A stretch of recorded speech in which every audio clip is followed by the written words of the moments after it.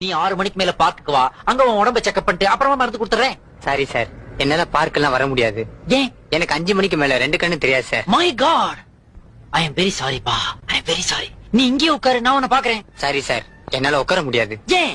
எனக்கு மூலம், உள் மூலம் வெளி மூலம் ரெண்டுமே இருக்கு.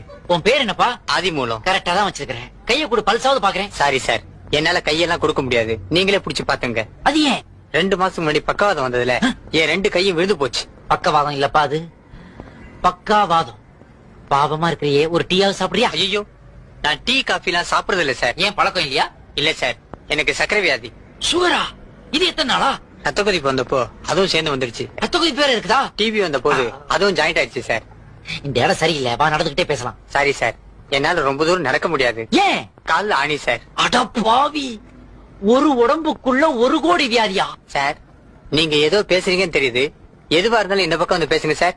ஏன்டா? மஞ்சக்காமலை வந்ததுல இருந்து இந்த பக்கத்து காது கேக்குறதே இல்ல சார். நீ 6 மணிக்கு மேல பார்க்க